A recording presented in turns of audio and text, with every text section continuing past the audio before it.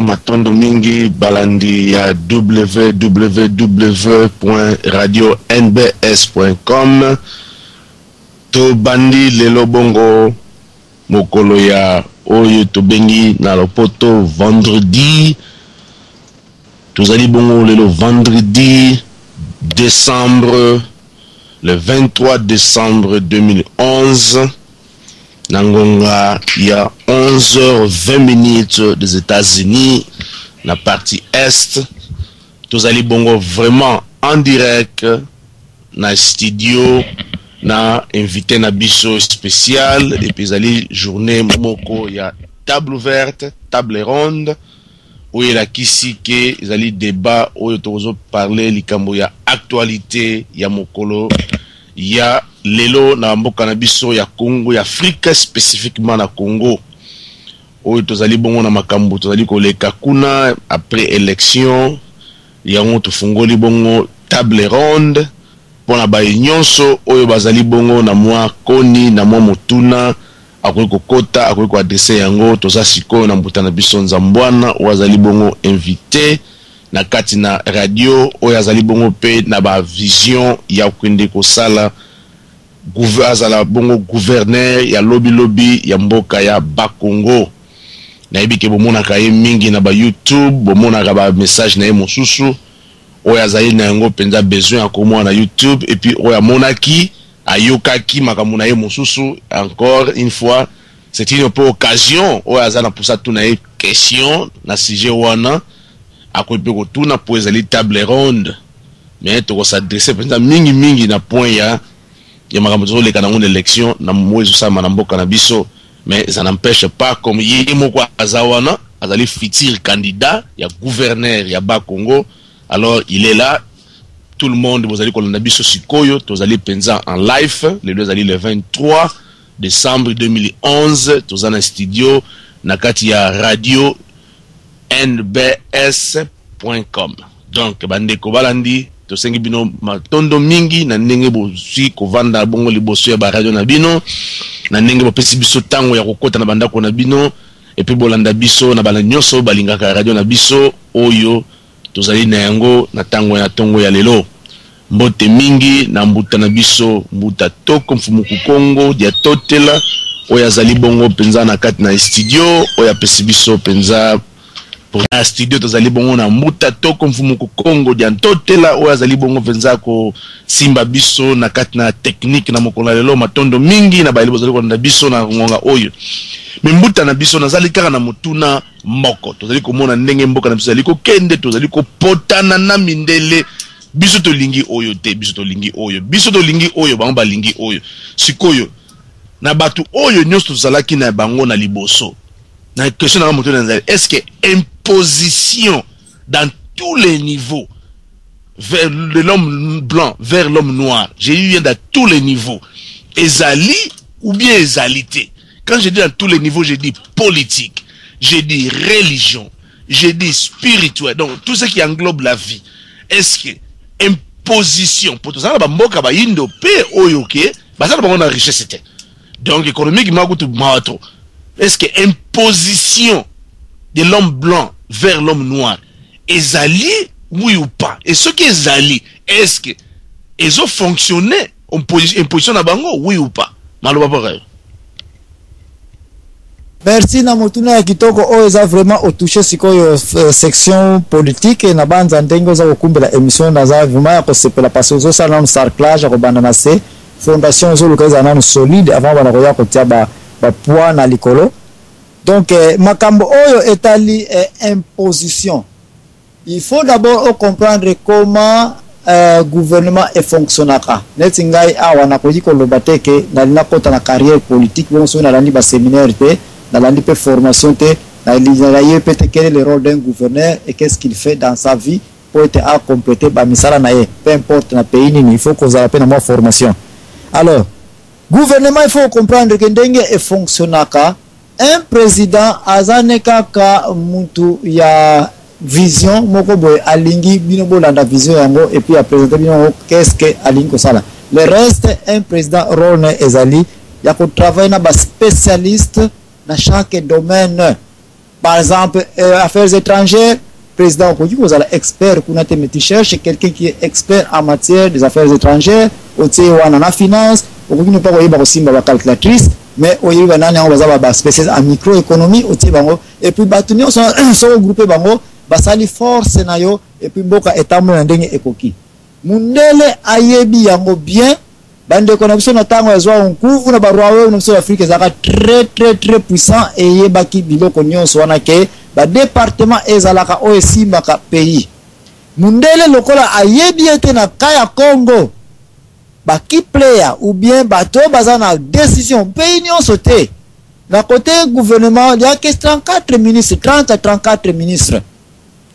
Ba mindele ba yebi ete soki bazwa Congo ba imposition ndenge yo lobby et koki kozwa place te ba yaka ko sa président nini akosala parce que le président n'est pas aussi là pour signer le chèque ya pays ou bien kosala boy na boy mais ba yebi ba nani yango bazana ba section oza majeur batu wana ne bango batu babenda kana pembeni moko ba lambi bango soki bazui esprit na bango lokola spirituellement to lokola to kouta na stage wana ke mutu faza d'abord mire spirituellement na butu d'abord avant aya na moi. C'est ce qui fait que batu oyo yo président bako influencer yo ozwa batu oyo bazali spirituellement faible que soki bongo emonani soki likamotel tel na intérêt na bango d'abord baza satisfait alors bako kanga misu bazana besoin ko yeba te chèque eza blanc ou bien chèque eza na chiffre nini. C'est ce qui fera que soki bakanyi click wana bien staff nyonso wana nde bango yo baye et puis bino siko na moi siko to komi boza komona ete gouvernement ya Kabila le gouvernement africain ne marche pas babindele baza ko dominer biso kaka. C'est parce que biso mo pe ba africain to yeba na biso te comment est-ce que un gouvernement fonctionne. Mais jour Afrique et koya koyeba comment le gouvernement fonctionne toko bana ko kende sous d'une façon générale te mais to bana ko kende section par section poto yeba te soki section ya côté ya justice eza ko marcher te c'est le ministre ya cour suprême ya justice mutu to kende ko telemina kaka na section na ye wana kaka et puis to fongoli misu po ayeba ete rôle na eza ko tourner te. Mais d'une façon générale l'homme blanc ne peut pas descendre dans un pays particulier et abana ko dominer yango ndenge lobi mo ya imposition ke ba imposa kabiso ba imposa kabiso te mais ba yekola na pays A B C D na pays A wana ba nana ngo bazana click et puis ba bandi ko tinde la bango batu na mayele ko kena ko lembisa bango soki yo président ba lembisi yo batali nana za ko te local c'est le parlement. Bayekoli banane ngo baza ba parlementaire et quand nous avons des parlementaires comme des Francis Kalombo Mende Oyo tous ceci des gens qui aiment de l'argent des millions comme baza komona bango ne bakozwa bango na pembeni na tango ba lambi bango ce groupement de gens là au baza na ba décision capitale na pays na bino de koyoka le Congo est dominé par l'homme blanc.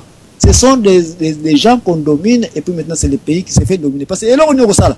Ouais, na côté électricité, il y a un ministre de mines et énergie mtazakuna. Basomba déjà balamba déjà. Bako kitsa bino na se. Ouais, na côté agriculture, bako ya kozala banduna na bino ndenge balingeli ba minéraux ndenge balingeli parce que basi balamba ki ministre nini ya agriculture kuna. Donc comment l'Afrique iko bimela na ba situation oyo, il faut ka mutu aza en tête ya pays, aza la mutu moko akota ka pe na butu, asola ka pe na ndenge boyiko loba soki bakisimbi ya mboka bakisimbi na batina ba yiba te asala pe mabete nde ba préparer spirituellement muto nde wande akoyiko za ba fonction publique et puis à défendre peuple et puis mundele azikal batwana nde ya mwana za komona minorité kaka bazala kana vie bazaka mingi pezate soki boyiko za batu ya boye to sambela batabo so bakoyiko bana ko yako za ba fonction na ba responsabilité politique nde kia kwanzi mboka ekomiko bonga mais soki to kozaka na batunga Kabila bazake bongo bakalombo bongo bamende bongo mundele te mais biso moko to koteka makrete na biso pa mundele avula tena matondo mingi balandi ya radio ya www.radio-nbs.com.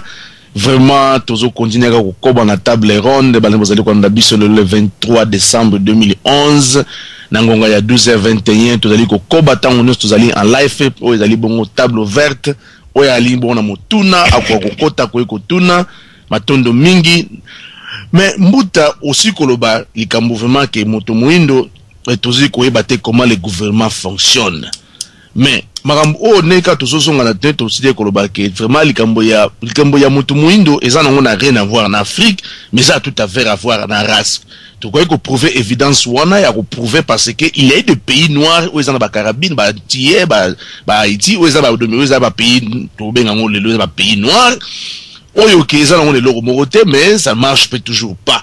Alors que tous en ba professeur yo ba grand professeur ba nota ba Haïti tous en ba professeur ba tout monde tous en ba docteur tous en ba scientiste tous en ba tout monde ba ça na ba NASA tous en ba classe nyonso. Mais au lobby que toujours comment le gouvernement fonctionne mais sikoyo problème nangezali ba classe politique nyonso toye o bazali wana na mboka na biso c'est que bango nyonso tout bazali na bango vraiment ba simple imbécile ba ibna bango te comment le gouvernement fonctionne. Alors ce qui veut dire il faut te basikoyo pour le gouvernement fonctionne et quoi faire pour na koyeba comment le gouvernement fonctionne pour le moment quoi faire. Merci. La double question. Quoi faire pour que le pays ait fonctionné? Na obandi na ba pays ya ba Jamaïque, ba pays ya ba Caraïbes, o ezali ke bango pour ba noir bazali, bazape na rien, ben bazape na ba professeur, batanga tout ceci. Bon, il y a une chose, quand on a idée ya ndako kotonga. On a même un architecte, on sali plan qui toko ya ndako. Ndako ngo soko na financement et vandika kaboye et puis ezako progresser te. Donc ba pays oza ko mona ya ba Caraïbes oyo bazana ba mona clair trop bazape na ba makambo ekoka ba kilo ya intellectuel ekoka pa diriger ba pays mais ezako kenete. Des places to komi balobaka o bazana collier mais bazana coûter. Do bene malaka nsanga nkatu. Okoya ko mona te ja ba pays ba noir et belé oyo bazana avance na niveau ekoka ba lekime ba mindele na makame belé. Mais bazaka na coup wapi collier ezate elingi wake financement pour ko sala ezate parce que bazape na ba minéralité oye pas na biso c'est l'inverse tous na collier mais kingo ezate nous avons des minéraux mais nous n'avons pas de responsables politico administratifs o ba wi ko tombola ba misala donc ezako sala ete il faut poser na les deux na collier na coup nyonso ko za nango wana nde okomi na perfection qui est bamindele pe baza kumenga bongo ba ko iko za na collier baza na kute mais bango siko baza ko forcer na koyeba ete lokola baza na collier na me ku ezate ku yango ba luka ba kene ko defa ngo ezawa pe quand il trouve un vide que c'est l'Afrique ba yende ko zwa ku wana ba yena ngo ba pays ba Caraïbes nyonso ba noir pe bazali ba ko iko za na ku collier ba yebike eza na Afrique mais collier Afrique par exemple pour ya na Congo yo Haïti.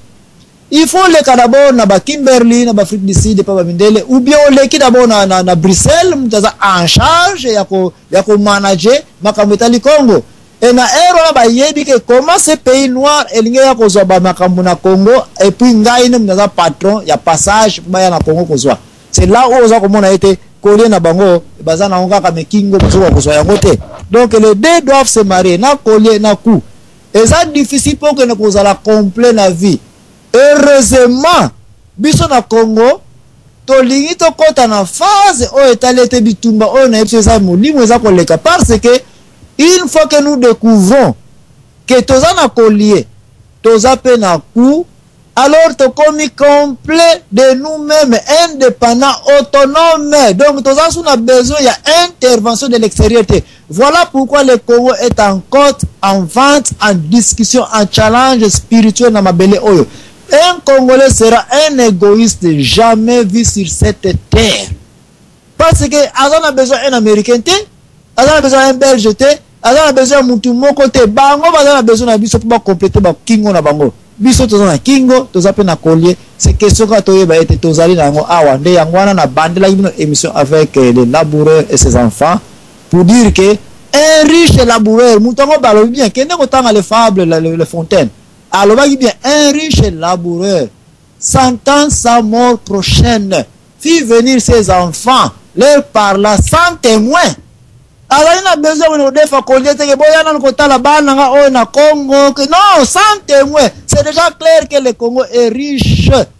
Laboureur, on a ma belle na yem, Fumukimbango, ma belle, on a aye, bakiango, azana besoin de tout soutenir, bino na bino, boko, ba midele ndombe, vous aurez vos coups, vous aurez vos colliers na kata pays oyo. Mais instruction moko kaka La Fontaine na pesaki na koko wana tata wana avant akufa. Gardez-vous l'air, dit-il, de vendre l'héritage que nous ont laissé nos parents. Yepe a héritaka yango ye koko wana ke bale labourer la fangade clé nanga ya chemin nanga ya politique fi moi les labourer et ses enfants un bon politicien soko yuko analyser ko landa yango yo mwana Congo et kokina po yeba ete les labourer et ses enfants appartiennent au Congo. Histoire mfungimbango zawara donc tozana ba collier na biso na ba kingo. Question posée comment toko bimela mais seulement gardez-vous l'air, dit-il, de vendre l'héritage que nous ont laissé nos parents. Bitumba tozala mo mikolo ba komata toko tike la bango te passer le Congo c'est l'héritage que nous ont laissé nos parents. Pourquoi? Comment nous allons nous en sortir? Un trésor est caché dedans. Lobi content à qui vous voyez bana qui valeur te. Nana wa ba qui content. Nana wa ce que berili mais na ba Congo lobi ko ça la produit bien voulu. D'abord pour votre information, vous voyez que vanadium c'est le produit maintenant qui est recherché pour parce que tu communes à niveau il y a car électrique, batterie il y a acide et qu'on garder courant et qu'on a mutukate sans gaz. Mais batterie ils ont fabriqué na vanadium et vanadium ils ont na Congo, bakomi ko benda yango lisana mayele jour to ko fongola misu na vanadium est comme un produit trop recherché dans le monde. Il y a la batterie, il y a 4 heures, 5 heures de temps, batterie, ça décharger na carte. Produit, il y a na Congo. Les autres sont na Est, Congo, bon, vanadium, bas Congo bientôt. Bilo kabo ya mwana zako bona ngana zako samla na Nzambe. To kele to protéger ntoto na biso, to teka yango te.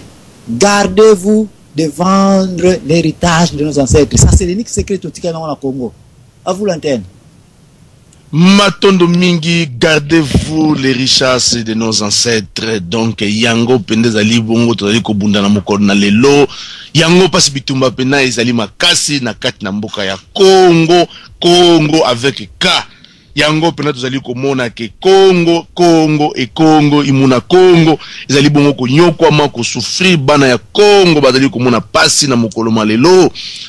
Alors sikoyo mbuta na biso penza o tosiko bengisa lonzi mbuta zambona Joaquin toza na biso na ye awa na kati na studio na biso ya www.radio-nbs.com na balandi bozali koyoka biso za na table ronde table verte oyo boyoka ki bongo nzembo ebetaki penza ya yambo to banda bongo émission tozali bongo penza lelo le 23 décembre 2011 tozali bongo en live.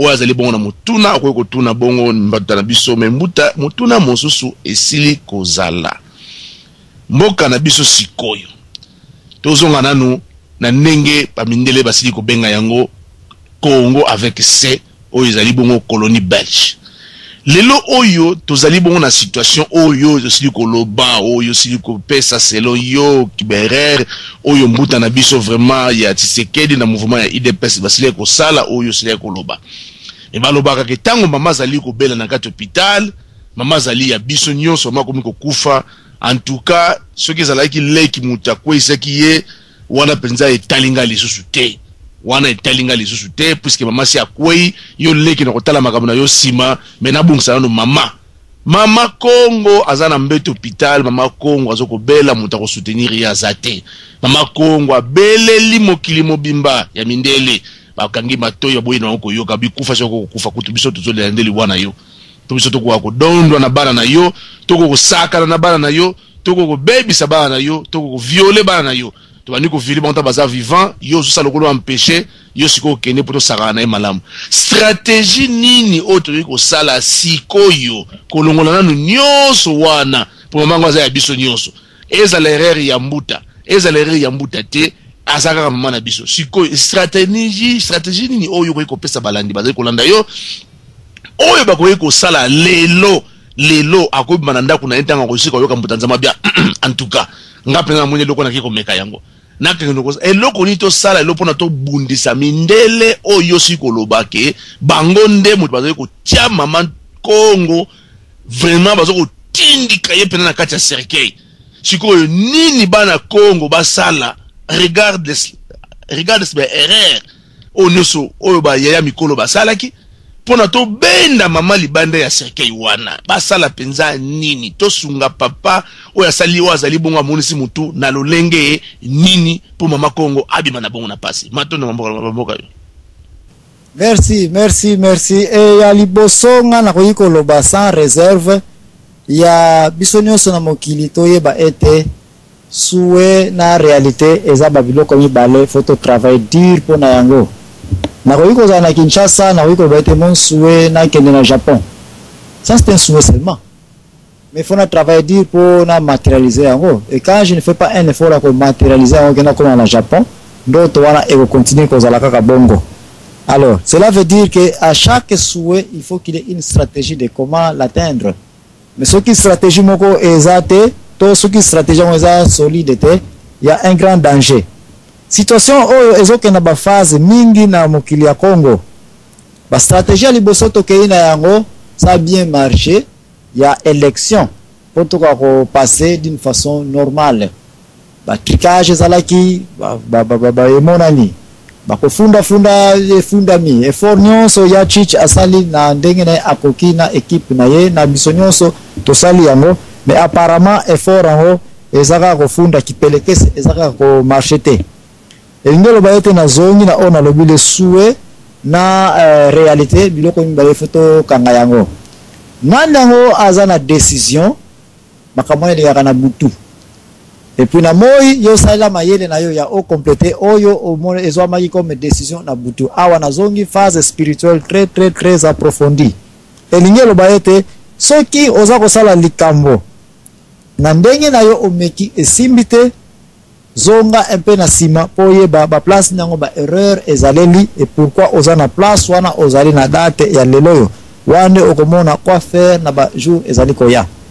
Pona ngai soki na bina zonga mwa muke pourquoi erreur eza awa na tango effort nyonso oyo esalemi mokili nyonso emoi nango metozoka kokina kovanda na kiti wana poto récupérer mboka te. Il faut d'abord toza na esprit ya komikitisa pour reconnaître que phase ya butu peut-être eza un peu na kokene en défaveur na biso. Donc babisimbi ya butu oyo koyiko zala na bao basambelaka Jésus Molimo Santu na bao bakondimilaka na bakisimbi ya bakoko bakisimbi ya Congo peut-être baza en accord quelque part.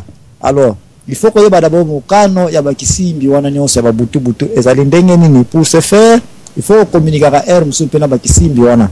Pour communiquer avec ce kisimbi là il faut zala mutu moko pe opesa ka valeur pe na butu zabo sambela ka opesa ka valeur na ko sambela okenda kana bo wapi yango na ndenge yo yebila ka nzambe na yo. Il faut que ndeko sala pe effort kuna na ndenge buki place nga en tant que chrétien na ko recommander kaka oyo nga na yebi. Il faut yeba pe ko tsaka mabolongo na se otuna ka nzambe que yo sala ngai parce que to comme na point biso ba chrétien to reconnaître ngo na mokanda nzambe eza koloba ete ce n'est ni par force ni par puissance mais c'est par l'esprit de Dieu. Et nous va que par force eza wana soki par puissance soki ko zala wana. Mais malheureusement volonté nzambe amisa ye muteza ya suka soki eza ko sala maté c'est qu'il y a un problème là. Donc to comme une phase spirituelle d'abord nga awa il faut ça travailler parce que phase physique to sali yango ba élection to sali yango ko tenter ko kende na ndenge oyo boza ko mona makamuza ko lekela eza ko kende même na ndenge ya lelo yo to kende poete to mi bien cap to ba bien kabiso to représenter et biso pe to sali biso gouvernance. Mais internationalement parlant ou bien nationalement parlant et c'est ndenge wana to lingeli ba makambo wekela il faut zala mwana muke pour yo ka personne pour ne pas dire ça clairement awa na za mwana mukete pour dire que un pays ne peut pas être dirigé de cette manière et un pays ne peut pas aussi exister de cette manière parce que c'est une honte na ba voisin na biso ya ba pays mususu. Pays que nous avons le président ça non pays que nous avons président o azawana au peuple atiete et ça likambo ya soni pays que nous avons na président au peuple atiwana mais ba structure ya infrastructure ya cas normal eza ko sala mate eza personne eza neta ozoyepsi mwana muke azaka na jouer na e beta kabanzembo frère Jacques frère et puis Koufi et puis oza ingénieur au que moi je suis un électronicien na kobongisango obongisango ozongisango mwana lobi na ke jouer na siko yango ebongisa ko sala et puis mwana o buto finaka ta aza ko mona nzembo eza ko yemba te puis tu veux lui convaincre que non na j'ai réparé ces jouets là mais non soyons clairs que les choses ne marchent pas au Congo. Nina Kota Kabila, il ne peut pas être un président et puis le peuple n'est pas avec lui. Papa Tshisekedi, il ne peut pas aussi se dire qu'il est président quand les constitutions internationales, Makamunion se peut reconnaître que Boyete Bakote la Kanakiti Wana. Donc, tu comme un point où il faut être spirituellement, nous avons un problème parce que physiquement, tu comme un bout.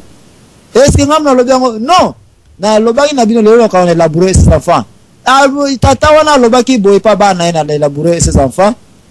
Je ne sais pas l'endroit, mais un peu de courage. Je me reconnaître que je ne sais pas l'endroit. Donc là il peut avoir question posée, je ne sais pas où aller. Mais un peu de courage vous les fera trouver. Vous en viendrez au bout.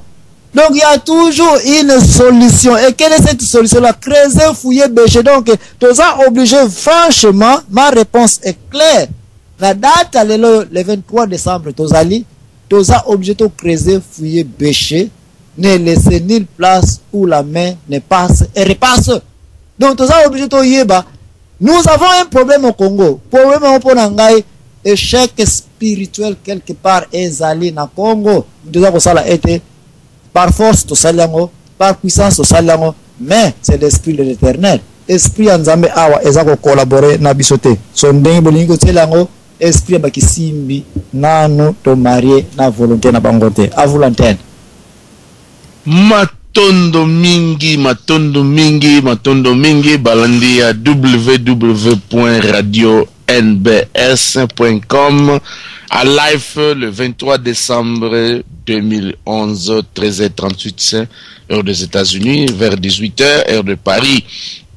Balandi bozali kolanda biso penda na mokolo ya lelo, o azali bongo na motuna, Mbutanzambwana azali wana, o azali bongo futur candidat ya gouverneur ya Bakongo, na kati ya région sud de la République démocratique du Congo avec C.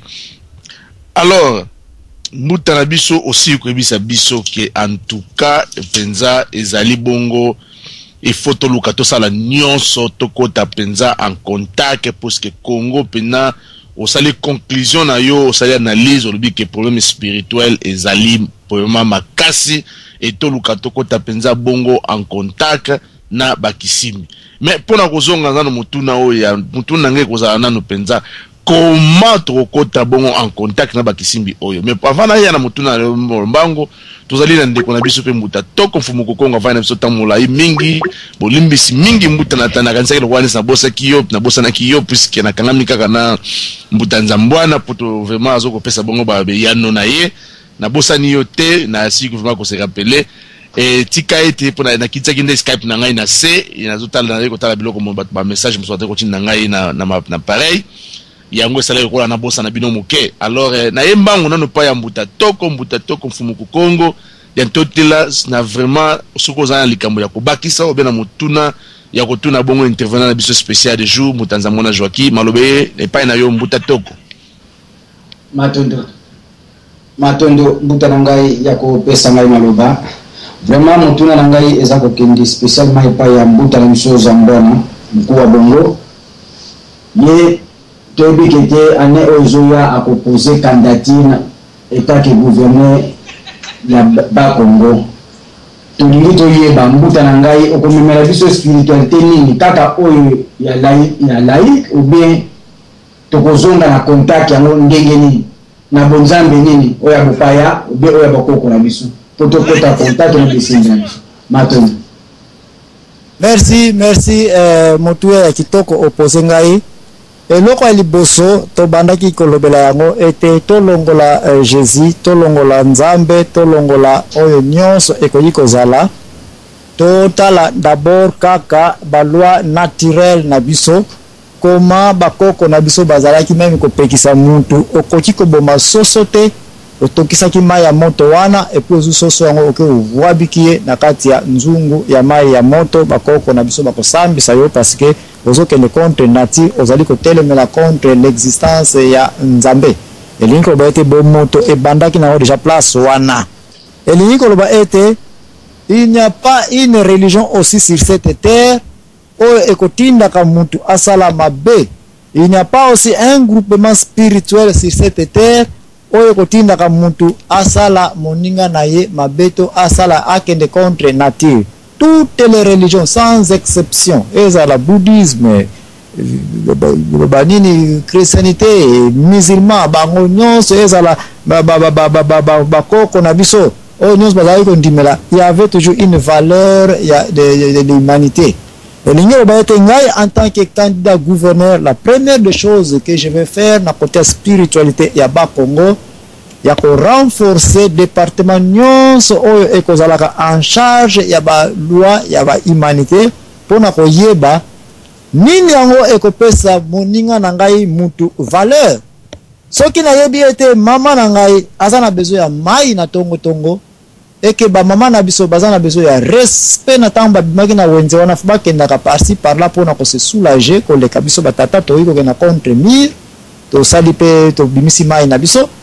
Ça ce sont des choses où naturellement naza convaincu que ceux qui na kokina ko travailler dur na ko telemela ko sanctionner eloko nyonso eza ko zangela moninga na ngai mutu respect nazali sûr que biloko na soyo komiko ya na kompe ko sere police pour na yeba ete nous avons que une décision à prendre dans quelques mois. Yo police ce qui na moni ete ba rapport ezo continuer ko yela na ete police azo continuer ça tracasserie na moninga na ye mutu. Ma décision sera de prendre tous les chefs ya ba collectivité bapona parmi bana na bango na quartier bana nango bamoni ba wiko za makekete. Je vais libéraliser la police régionale de façon que chaque quartier baza na police na bon passé ba yebi que police wana mwana papa mama langue police wana mwana papa avant na kana quartier ayi bisbisu na quartier oh yo police nationale na kotika la bino bo conseil misala na bino me yeba kaka ete na tango yaki okotaki na quartier ya bato na quartier 15 wana to na quartier ya biwewe wana okene kosala mbeba bana quartier local wana bakozana mayele no passé baza na police na bango pe na kotika la bango respect na bango ke ba yeba ete mutu asali o mabe okene kofunda na police oyo ya gouvernement ya Kinshasa ou bien okene kofunda ye na police régionale oyo bino bana quartier boyeba na bino. Donc moi la spiritualité que je vais d'abord remettre ya mutu na mutu ayebi sangai na quartier na vandi quel genre ya loi naturelle oyo eza nango simple et que eza droit na ye mais droit yango eza ko zangela ye et puis qu'est-ce que moi je peux faire pour na personne en utilisant ma signature. Ça c'est la première spiritualité que na ko répondre na batu na ba quartier na bango na place na ba vandi na côté spiritualité o Italie quelle est l'église telle. Mais comment je peux encourager la région de Bas-Congo et que nous allons coller à une religion bien déterminée. Dans la religion yango, quand je prends ce pasteur-là en extension, il divorce. Vous voulez que je dise que les Bas-Congo maintenant respectent derrière X, Y, Z église? Ça c'est pour détruire encore des choses parce que des bamboula na bamboula ça n'a même pas marché. Alors, d'où maintenant, allons un peu sur des lois naturelles simples que sanctionnons tout ce qui va contre la loi naturelle. Parce que ceux qui le respect à mutu na mutu et comme il compte sur base à la loi naturelle, kaka mutu akoyeba ete ndikamunazo sala ezali mabe.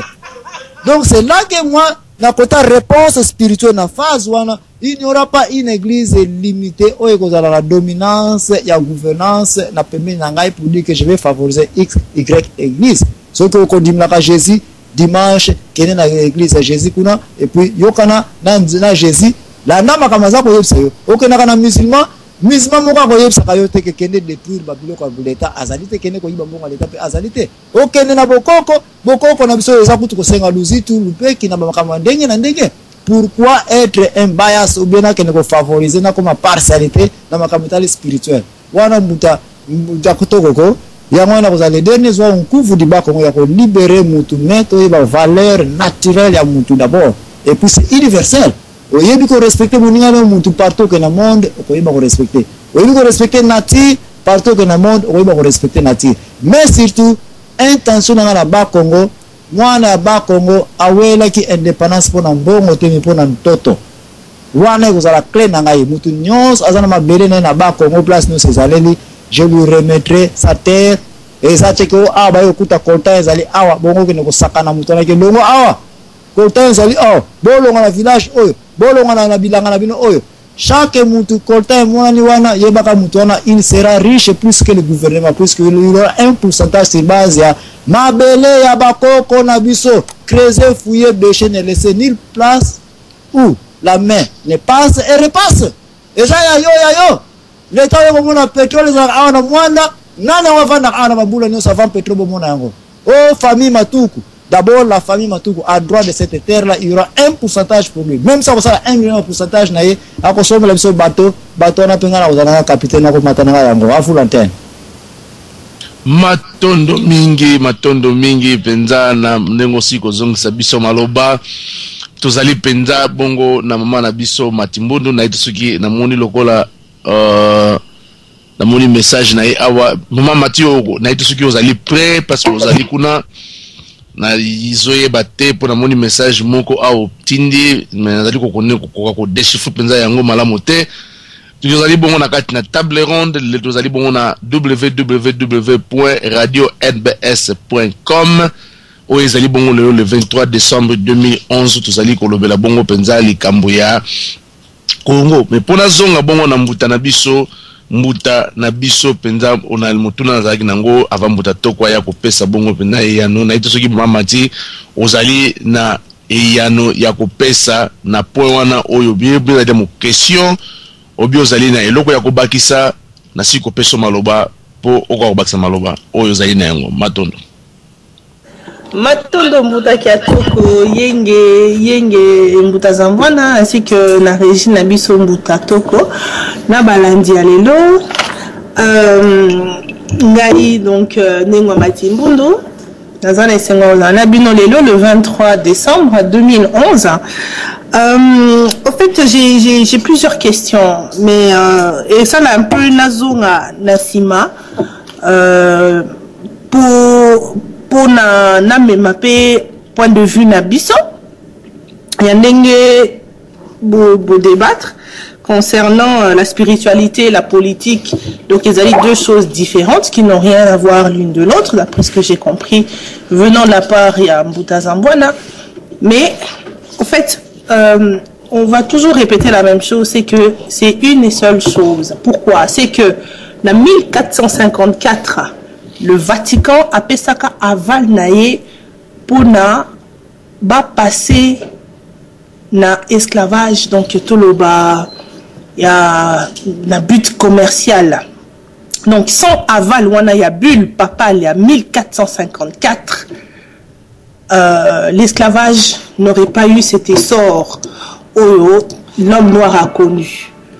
Alors qu'on dissocie la politique et la spiritualité ou bien la religion, c'est qu'on fait une erreur grave. Donc ils allaient neti non le comprendre était ce que dissocié en Nekatolobaka, la spiritualité ou bien la religion chrétienne, ils allaient et là comment qu'on a tout ce qui est donc monde politique nabango pour plusieurs raisons. Parce que na minito bazo se préparer ba fêter Noël. Voilà tout le baga oh ils allaient église, oh ils ont spiritualité. Mais pourquoi est-ce que l'État a zo permettre bas en vacances, bas en congé? C'est parce que par rapport à la religion chrétienne. Donc on dissocier la politique et la spiritualité, ils allaient une erreur grave.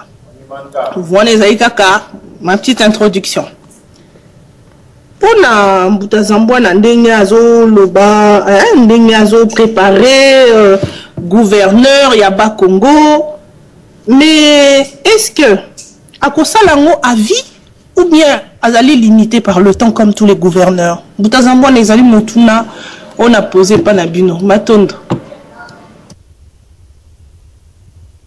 Matondo mingi na mutuna otuni na mbapa na biso Zambwana Joaquin na ebite papa Zambwana mutuna batu ko tuna yo penza na mama na biso soko suko zwa yango okweko répondre soki te ozongisilinga maloba na ko bandela yango Matondo.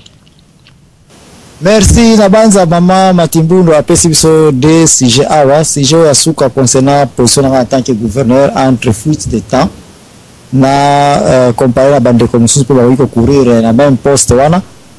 Et puis côté msusu oye kolobela sujet otolobela ki na dernière émission tozaki biso ensemble awa concernant la politique, la science et la religion et que tu as dissocié en côté. Pour na oya suka ya concernant le temps est à deux choses. Ce qui au liko sala likambo bongo butu et pesio décision te et la question penzelate, je vous conseille de ne pas le faire. Politique est allé parmi ba nasty, yo ba sale, ba business est allé trop sale na mabele oyo parce que au kuta na bakal na batu oyo bazali soit ba adversaire mais ba ennemi te. Si bien que Moukili, comme il y a ennemi qui est dans le Congo, nous devons tous comprendre que les Congolais sont tourner le terme, nous devons tout linker là.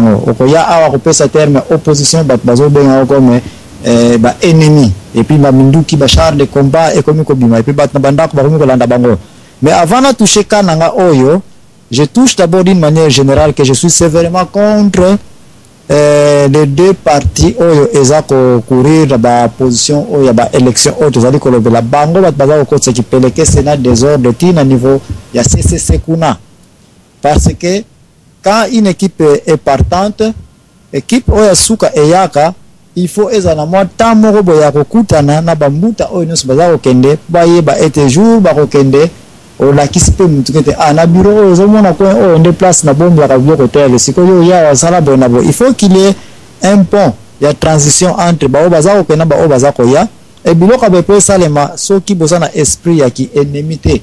Or ngana za déjà condamner sévèrement le gouvernement soi-disant oyo ko remplacer PPRD ba kabiliste qui est ba papa Tshisekedi. Je suis si très clair na za mukolo. Je leur condamne esprit ya manque ya collaboration entre bazana place na bango puisque biloko ya ngomdiza ko sala ete bakomi ko lukana et puis bayebi na bango te ya solo parmi biso bazali o tozaba na mboka bazali pe o bazaba paya mais pour le couvrir te et pour na couvrir ba propre vie na bango na ba âme na ba po mutalinga okufa te voilà bakomi pe ko luka ke malamu kuta continuer ka vendre même si ce sont des Rwandais ba vendre kaka awa parce que après quoi soki to tiki bango biso penga bato ko souffrir bakoya ko boa biso bakolanda ba famille na biso bandako na biso makam na biso même si okolanda la bato oyo bazaba na mboka bazana biloko ngo tozana besoin nango bazana ba mituka ngo ezaka na kata Congo et qu'on est nulle part. Donc il faut qu'il y ait un temps où zela na nous mwana muketango za ko botola mbeli présenter pe bonbon comme ça vous s'échanger pe. Mais quand vous venez que moi na pesa mbeli wana et puis moi na tika na boko pamba boko bunda na mbeli wana. Donc il faut qu'il y ait un temps maman Matimbundu question posée entre ngai na ba politicien mususu to ngai na ba bakana so bazala na même kiti ngana linko courir. Moi mon plan est clair que peu importe ba o bazana matadi misala nini basali na ko tombola na place bango basuki seli et naza obligé na mikitisa na collaborer na bango na yeba ndenge basali ba misala wana ndenge ne sali ba pesa na pe conseil ya ba erreur bango basali pote ba erreur ke musikate. Et s'il y a des choses où ba erreur et salimaki na quel niveau ba lingelango e kenda na transo entre ngai na bango parce que eloko lemboa awa ezana hote c'est entre nous ba tongi ba balabala ponga na ko tsamutu ka benda ka ba mpingu wana ba makemba wana. Donc le temps est là, j'ai trop de temps ya ko banda ba campagne na tango na ekokoka na kuta na dabona ba mbuta wana na yeba pe ba nani na pe ba kozala pe na mulongo ya ba candidat gouverneur na vana na bango na za pe na masolo pour leur faire savoir que et ça a besoin de bomber la plan na bino ya musala agenda na bino ya qu'est-ce que vous allez venir ya ngai ya ngoyo. Mais si jamais que bino bonde ki bota la pe o ya ngai plan ce qui est ko za na ba section ko za utile je peux apporter ma main pour vous supporter aussi bino pe bo la tsanga pe o ya bino nga soki na passé je peux vous prendre aussi comme mes conseils. Nous allons travailler tous ensemble parce que wato komi na point au Congo e pasuki mingi mutu moko azali susute azana expertise e kokama biso nyonso soki toza ko ya poto bongisa mboka yango toza ko poser ba candidature na biso. C'est que nous avons l'intention de faire quelque chose pour le pays. Alors c'est que ce sont des idées à acheter. Yo moko ko vous jamais compris. Donc moi le temps est là ya kokuta na ba mbuta o baza en place ya kokuta na ba mbuta o ba ko ngapema courir ba campagne oyo pour leur passer aussi mon message que je ne suis pas leur ennemi mais il y aura une transition et il y aura aussi une collaboration de travail avant que ma colonara evanda calme parce que ndako sika okoti oyebi pena makabeza kawana te na ko zikina ngelo kulongola matiti ya malamu na mabe. Conclusion na makambo tuninga mama Matimbundu question wana pe Jésus Christ yango ba poser ke na ba angelu que biso to kana ko kolona ndunda. Mais après quoi tout le monde a livré ce za robota. Qu'est-ce qu'on va faire? Tant que ne to on l'a livré. Kolo sabi non jamais.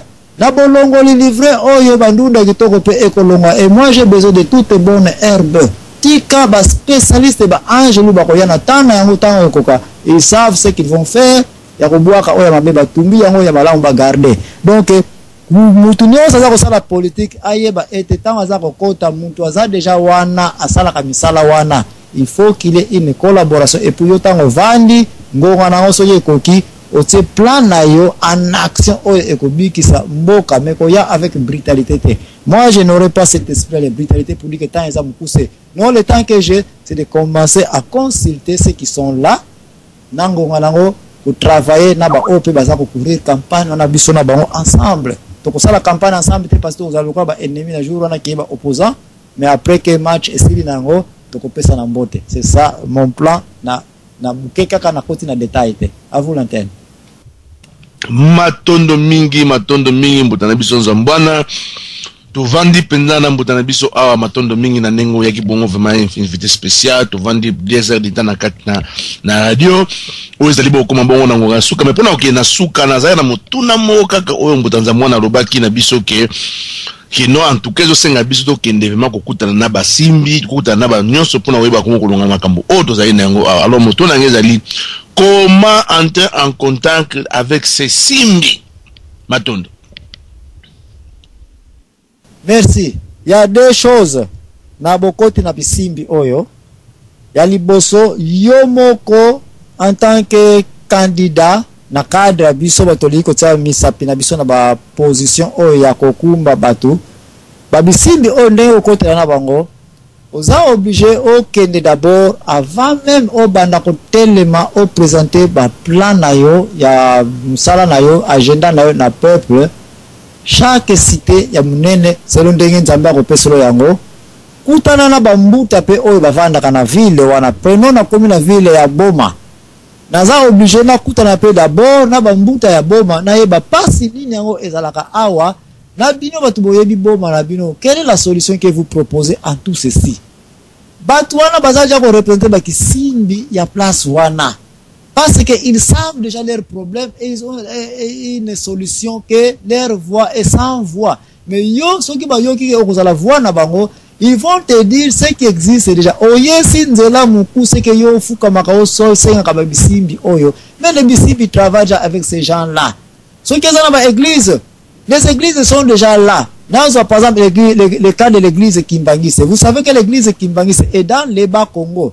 Et cette église-là a aussi ces bâtiments. Bazape na ba site touristique na bango oyo ko luka pe esenga ezala protéger. Ozala Kimbangise te. Ce temple là, cet environnement là existe dans ma région de Bas Congo. Ozape obligé olinga bango te, ce n'est pas à toi de les changer, mais c'est à toi de comprendre quel est leur problème et qu'est-ce qu'ils veulent et quelle sera ta contribution pour être na signature na yo ba ko bénéficier et loko bazo luka. Diriger les gens, c'est de savoir les problèmes qui existent et toi tu dois être le solutionnaire à ces problèmes-là. Il n'y a qu'une histoire simple là. Donc ici, bien comment on na bango, Luka problème. Les problèmes là appellent ça kisimbi. Kutana na kisimbi yango, kutana na problème yango. Ça la face nango. Makamba kisantu eza bongo te na mbanzangungu. Makamba mbanzangu eza yango te ya Oswe. Makamba mbandaka yango te kutana Kivu. Chaque batu na chaque place bavandi bazana ba problème na bango. C'est ça l'air kisimbi. Kutana d'abord na ba problème yango. Et ce n'est pas à toi aussi la solution, mais kutana na bankolo ya place wana kieba kisimbi ya place wana. Babandi ko pesa yo ba solution et puis tant regrouper yango. Campagne et bandi jour où la campagne publique na milieu wana na place wana bakoloba pesa ke ya solo mutu oyo nzambe mutu aza koloba na ye parce que mon problème est entendu et va dire ça nzoka ne sans le savoir que yo okutana kina bakisimbi wana kieba tu kwa kanetela ngai na yo, mais ils savent le problème et ils vous proposent leur solution. Vous a par exemple na matadi wana bakisimbi matadi bakoyeba ce papa biso depuis to botama to konaka na mbulu wana na wese. Est-ce que moyens alite aux solution na ba wese et que pour écouter ce qu'on a bakisimbi ya ba yebi matadi bien. Comment est-ce que ba wese ko yiko zala? Comment est-ce que peut boye wana tango ya ko loba yango kisimbi na bino yango wana okutane ba kisimbi to wela kaka to mona ba mystique parce que après tout ce que moni pe kisimbi yango c'est un fantôme okokweya to mona na Bible ba kutana ba ange ba kweya bazakari bakutana ba angelo bakweya batu babona matebo bakweya batu mingi bazana cimetière so tuni bonjour asuka ninyango esala kete telemika bwe ba okweyi batu bakufa ka brusquement bwe bakufa ka brusquement te ba musuba mona ka makambo ezali ke elekeli bango tension et craquer bakufi to luka to kutana bakisimbe d'une façon mystérieuse te bakisimbe za yo mama matimbundu yebisanga problème na yoki yango quand j'aurai la signature soki na kobosa na yo te tima pelera nzambe na yo mutu soko iko pesa solution ya pasi na ye okomi nzambe pona ye à vous l'antenne atondo mingi penza na nyonso oyo osili vraiment ko ebisa biso pona okanga maloba mingi te na kembango pa ya mama Timbundu na moni sengi maloba mama Timbundu mboka yo Matondo Mbuta Kiatoko. Bon, je veux pas comporter la poisse na campagne ya Mbuta Zambwana, mais en vous entendre, on dirait hein, aussi pour remporter le poste. Enfin, c'est tout ce que je vous souhaite. Hein. Mais bon, pour Nangai, selon Nengi comprendre les éléments, Mundele Mouta Desidaka, ce qui se passe en Afrique, il y a plus de 500 ans. Il y a plus de 500 ans, les Occidentaux ont dominé le monde. Et ont remarqué, hein, parallèlement, il y a plus de 500 ans, Ayako Konzabiso spirituellement. Déjà, Tolobaka, Hazar et Zate. Il y a 500 ans, ou il y a 529 ans exactement, en 2011, au Mundé Lazo Konza, Mokili. Et puis il y a plus de 500, donc 529 ans, Ayako. Bon, qu'on changer biso spiritualité. Donc, faut comprendre que les éléments ou bien la guerre se passe dans le domaine spirituel avant un coma, la politique et puis na étenia scientifique. Nous n'avons pas seulement les présidents africains, apona les ministres, apona les gouverneurs en Mbuta Zambwana. Bino ne bozo prétendre kozala musana bino na eteni wana. Est-ce que Borozala prêt à faire quoi exactement pour défendre les autochtones Yaba Congo? Vous êtes prêt à faire quoi exactement?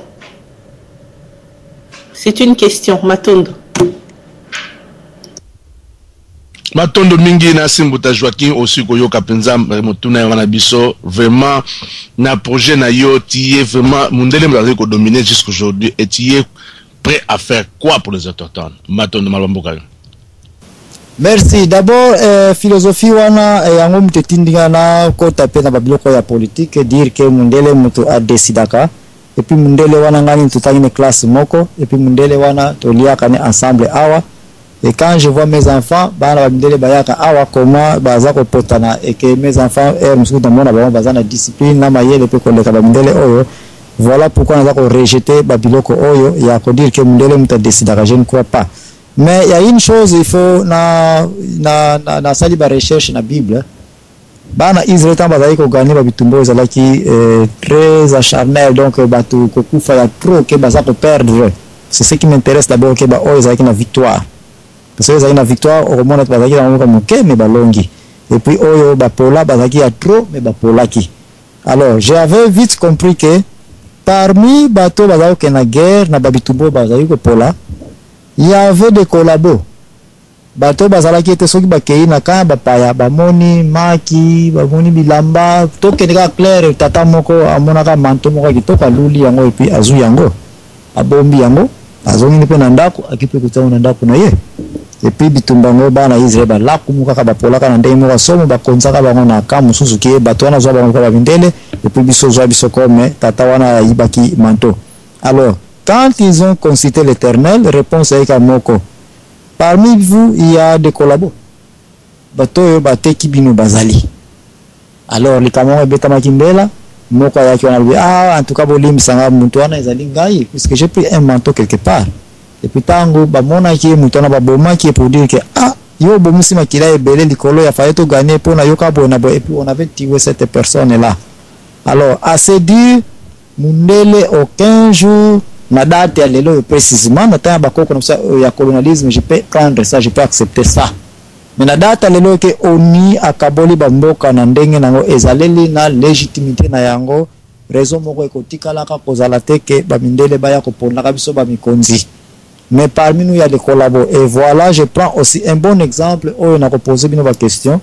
Bomoni Papa Tshisekedi a voyagé par-ci par-là. À États-Unis, France, Afrique du Sud, par-ci par-là.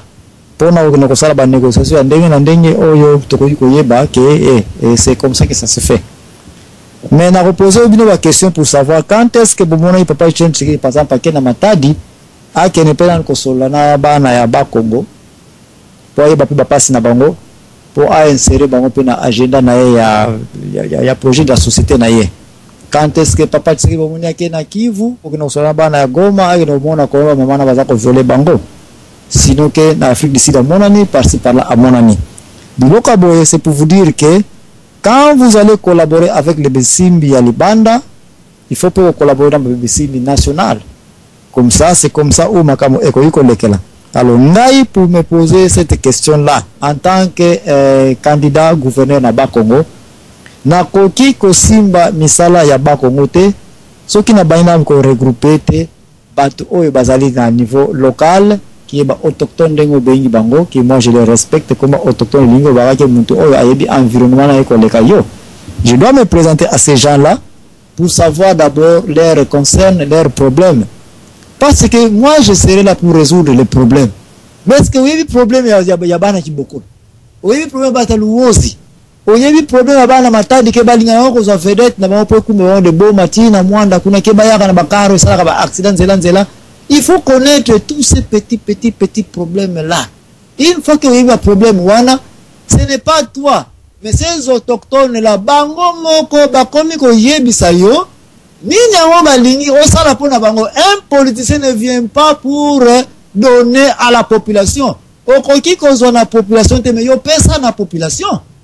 Donc c'est la population qui doit te dire quel est leur problème localement. C'est là où moi je dis que mundele tanga ya rapport a konza biso atela biso mokonzi. C'est parce que biso moko tozoka ma crête na biso to pesi yango ba Papa Tshisekedi ba voyager par-ci par-là pour na koya ko teka plan na bango que qu'est-ce que vous allez faire pour nous au Congo. Voilà pourquoi bango yokaye et puis ceux qui masolo simi bien te Malamu Kabila a continué ko vanda wana. Parce que yo moko pe okeyi ko luka bango, mais pourquoi pas venir chez toi, venir savoir qu'est-ce qui est là, qu'est-ce que tu vas faire pour nous. Et puis, nous devons commencer à renverser la situation. Très bien. Depuis 1960, il n'y a jamais eu un seul politicien congolais que moi, Zambouana, n'a pas tenté de le coloniser. Il n'existe pas. Besoin de Skype, je m'appelle le dernier Zouankuvu. Nazongi na kala na tawa ntoti la Congo nyake Zouankuvu ngana monaki azana style oya politique ngana kolanda et j'accepte cette politique là. Et ça là Mobutu, Bakasavu, Tshisekedi, Kabila, personne d'entre eux ne m'intéresse, ne m'impressionne aussi. Donc ngai agenda na totalement sur base ya bakoko na biso.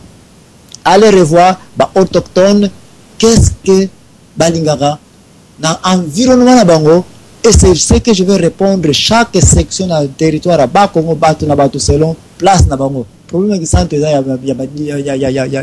bomate. Pour boma eza ya chela te, pour lukula eza ya luosité ya kimvula te. Donc tout ceci, il faut ngai premier devant nous allons ko soit ba mungi na ba village nyonso wana dépouiller d'abord leurs besoins. Comme ça on a repéré ça projet à société na ngai, plan na na Bakongo, je ne donnerai pas mon plan, mais je donnerai leur plan. À vous l'antenne. C'est ça ma participation. Na na eloko na repéré ça bango te bango ba yebisa qu'est-ce qu'ils veulent de leur terre. Matondo mingi, en tout cas, balandi ya www.radio-nbs.com.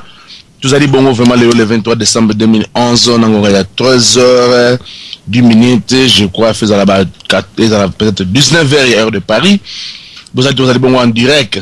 Matondo mingi, na intervention nyonso oyo penza nani tanabiso nzambwana aya. Vraiment tout ça qui a pied levé mais maintenant domingue botanzambwana na ndenge penza oye ko pesa bongo ba positionnement na yo mais na moni nesi mama na biso Matimbundu azali susu na likamo mususu ya koloba pona ete nganga ete to kwa kosilisa tikana zonga susu maloba pa na ye ta mususu azali na mutuna ya kotuna vraiment na mbuta na biso Zambwana Joaki mama Matimbundu maloba ye pa na yo.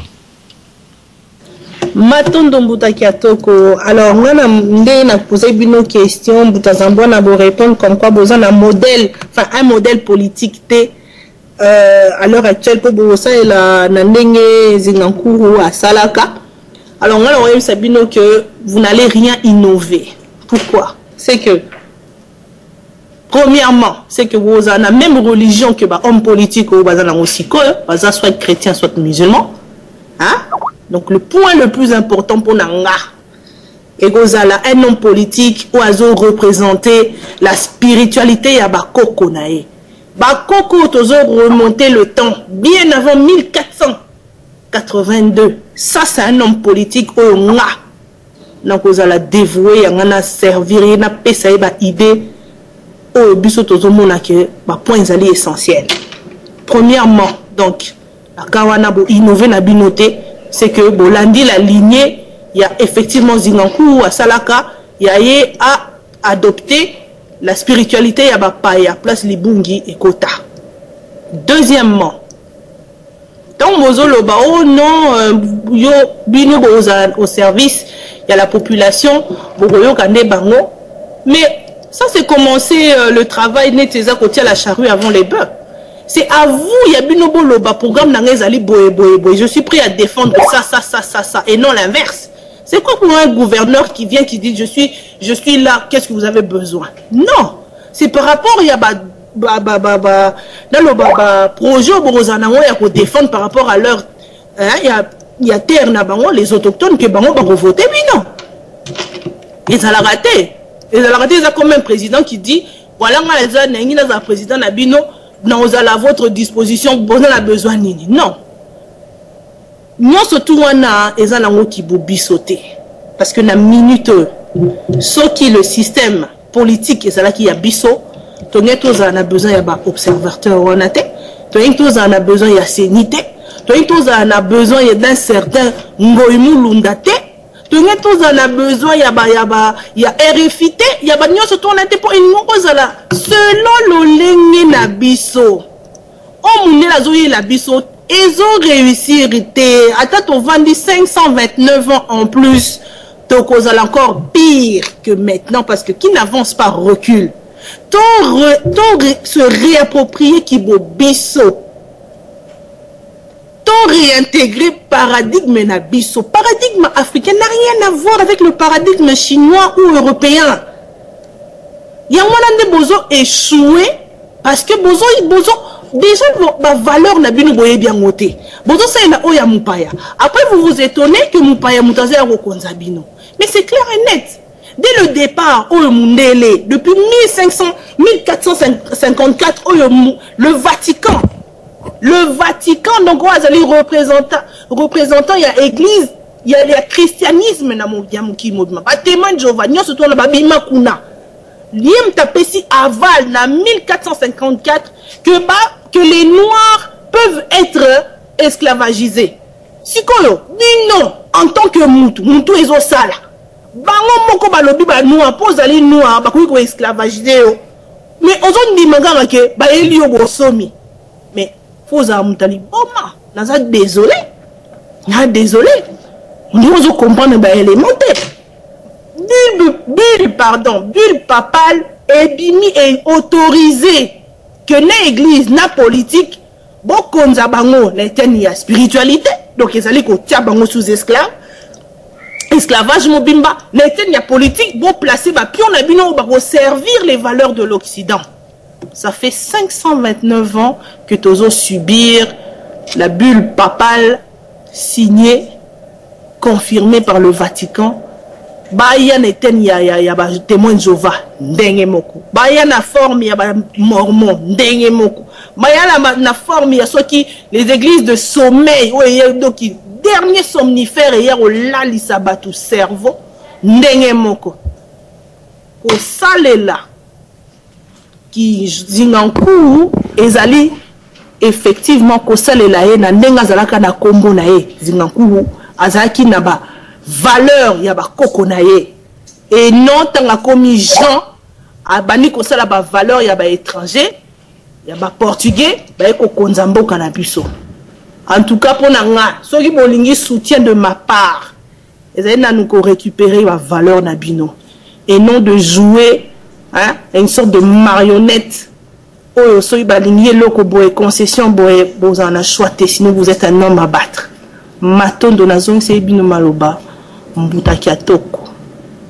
Matondo mingi mama na biso na ni na ya suka ezalaki ne motuna te ezalaki penande intervention na ya suka balandi bandeko ba bolingo to komi bongo na suka émission na biso na zongsi ma remerciement mingi na bambote nyonso balekaki bongo na kati na balandi biso na mokona lelo to zalaki bongo en direct le 23 décembre 2011 na repesa bongo maloba ya bokabwani et pas ya intervenant na biso pour ezali maloba ya suka te bongo ngana ko sala conclusion finale na ko clôturer bongo masolo na nyonso oyo to siko la mokola lelo mutanzambwana na siko pesa yo bongo penza maloba ya bokabwani na mokolo mwalelo maloba mboka yo.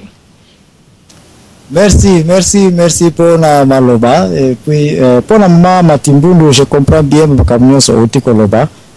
Sauf qu'il y a une chose, il faut qu'il y a deux groupes de politiciens. Un ministre, par exemple, Azali Mutu Oyo, a Yara ko solliciter Musala. Azali Mutu Oyo, Mokonzi Amoniye, na raison X, Y, Z, Oya Koyiko Zala na yango. Aponi pe ate na kiti wana. Faites attention na ba poste oyo ezalaka ete mutu akoponaka yo, mutu akorekomande yo, mais c'est le peuple qui te met en position. Soko yo quelque part que gouverneur wana batiaki ye na mokonzi, ou bien par influence ya mokonzi, ou bien mutu tel akomaki na poste wana parce que baponaki ye rôle wana ko comparer yango te.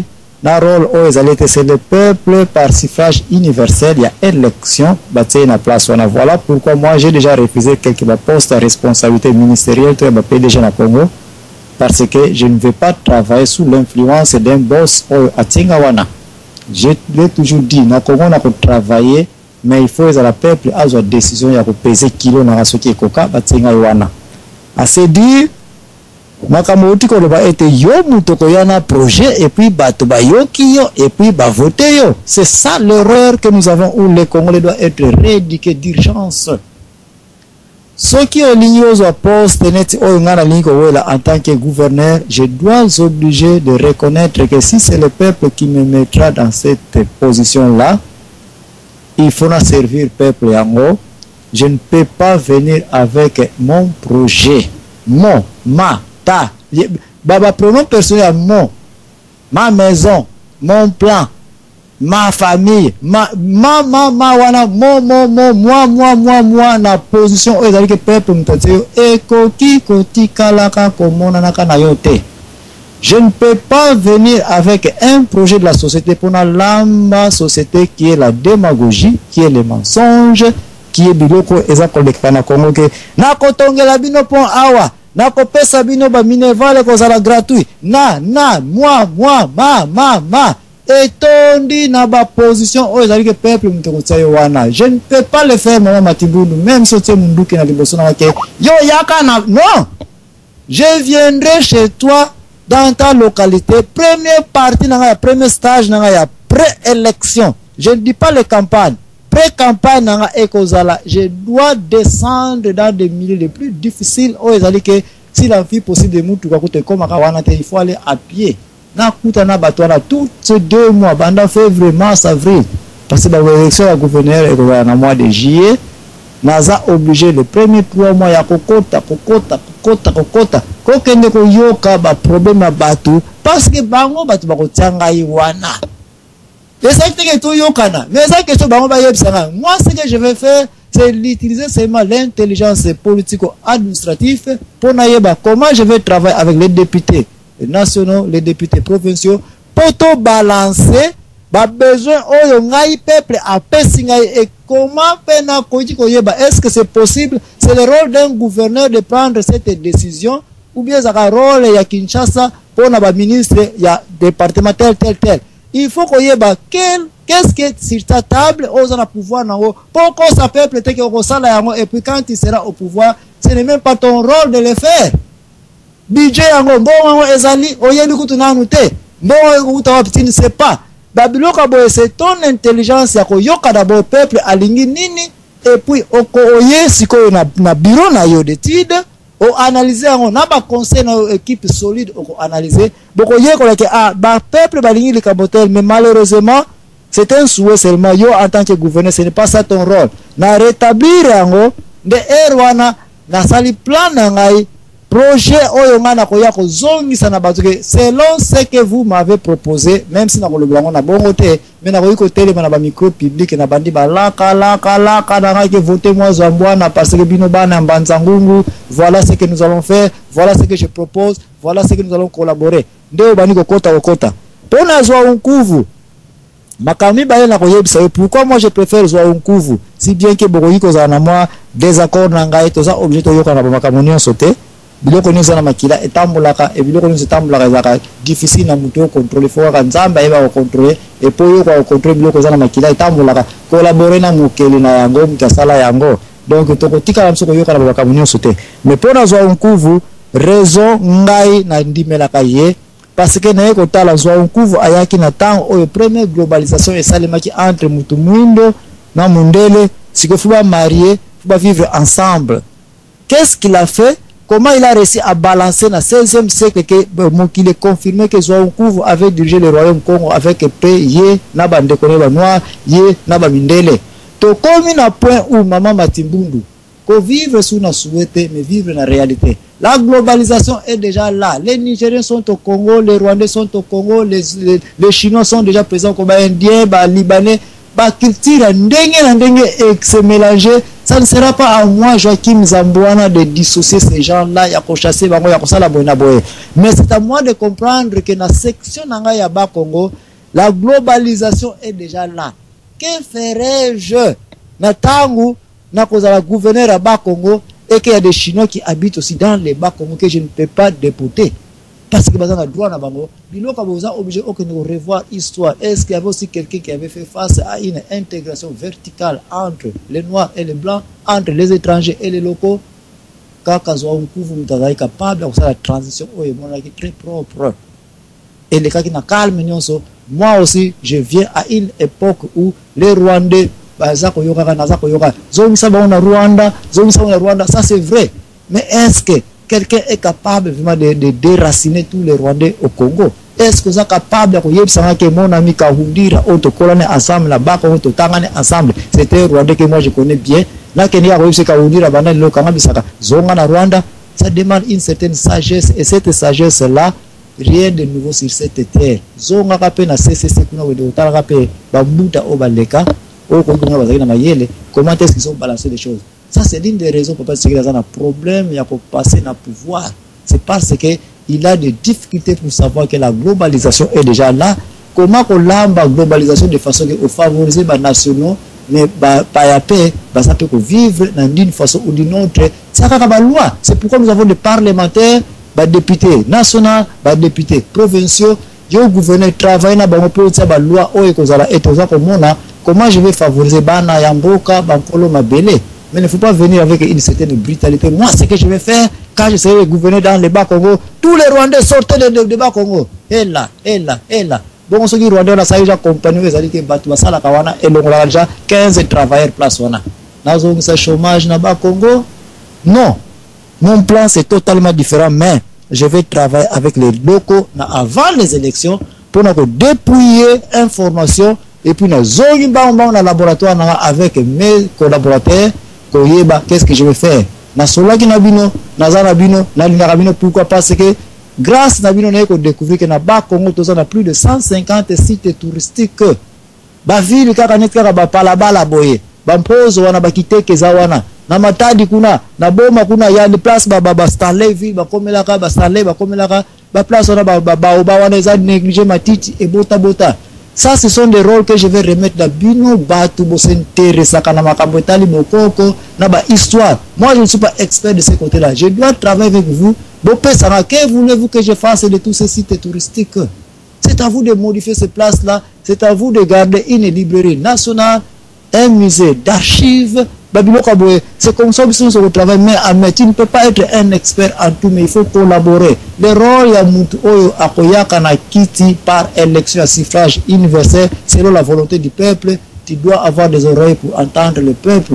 avant au téléma makampo ko ba yo pété et où na peuple nous sommes devenus tous des soifs d'argent pour venir que l'accès mayele à Buzoba que ngai na roya ko l'accès bino quand je serai le gouverneur. Non, pourquoi ne pas commencer par dire que selon votre idée vous voulez qu'on fasse ceci, je vais voir selon ma signature comment je vais vous favoriser afin que vous ayez ce que vous voulez. Yamana Jésus-Christ a tourné. Que voulez-vous que je fasse de vous? Nani pasala ki yango juge rabiso oyo ya samsaki Jésus. Que voulez-vous que je fasse de lui? Barabbas ou bien Jésus-Christ? C'est le peuple a voulu qui Jésus-Christ a pesa ki bango oyo balingaki. Baka ma peuple zongi sa on a peuple. Ce qui est quoi la qui ça on s'appelle bino bolingaki boye. Voilà pour ce que je fais. Un gouverneur est là seulement pour signer la dernière décision. Même à Kameruta kana peuple. C'est à mon avis ba citer c'est baby, bamboka na c'est baby. Des politiciens viennent pour dire ce qu'ils ont comme maman Matimbu no yo ya kana oya yo pla. Yo yebisa biso biso to kolanda kala. So c'est que des fois disu. Pas avec Joachim Zambwana, à vous la terre. Matondo mingi balandi bongo ya www.radio-nbs.com. Tozalaki bongo venza en direct le 23 décembre 2011 to komina suka ya masolo na biso na siko zong sabino matondo mingi na ninge bozalaki na biso bolandaki biso to débordement moke na ngonga mais ezalaki bongo penza ikamoko ya yano ya makasi pona ozongisa na bozongi ya mboka na biso to sili koyoka bongo penza mbutanzambo na ba point nyonso ba pitona société ko tuna ye Nenga sili ko ebisa biso vraiment le point le plus capital au nyonso akendaki na yango ezatozaki na kambo ya politique. Aye ko zala vraiment d'accord, aye ko poser que en tout cas le Congo est malade spirituellement.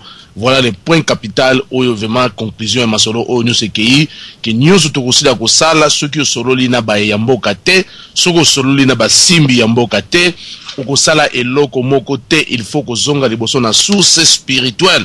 Yango wana na ko profiter pendant l'occasion oyo ya ko yebisa bino bandeko kezali très important to ya ko zonga na ba source to ya ko tanga boluka bandeko oyo bazali ko tangisa bongo penza na mokona lelo na contact ya muta le messager na contact ya ntilo lupo mbote boya ko yekola boyebi boya ko yekola ntiki masemuno anza boyebi oyo ko zongisa bino boyeba ndenge nini boko sala penza boko en contact poko bunda bitumba oyo mutanza mwana sili bongo kolobake ko bunda bitumba ya mulili ya sekuna oyeba ndenge nini ko sala yango ndeni okota contact na babeloko nyonso oyo mbutanza mwana sili koloba elakisi en bref to zonga ndenge mbutanza mwana sili ko reconnaître que to zonga bongo penana ba message ya mfumuki mbangu to zonga bongo na prophétie ya mfumuki mbangu to zonga to ya ba bongo mfumuki mbangu ye nani yango pena mosala mbutana biso le message ya ko sala mingi le mercredi aya ko elakisa biso mfumuki mbangu ye nani ezali biloko o ezali abokwa koko na biso basile ko tika o basile ko salela o basile ko yeba et puis bango bayebaki o bango bayebaki yango basalelaki to ya to s'approprier na yango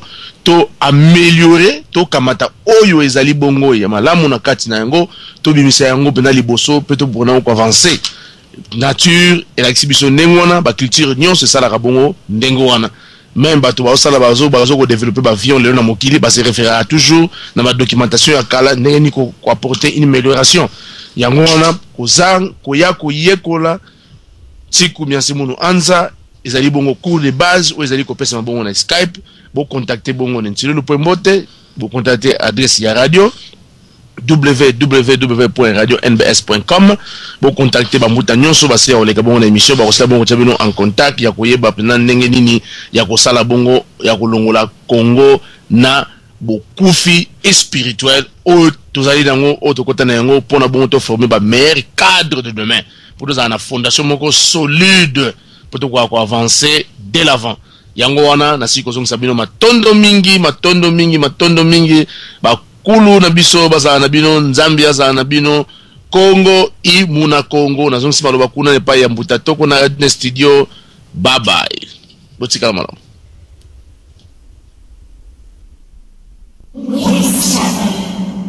Indépendance.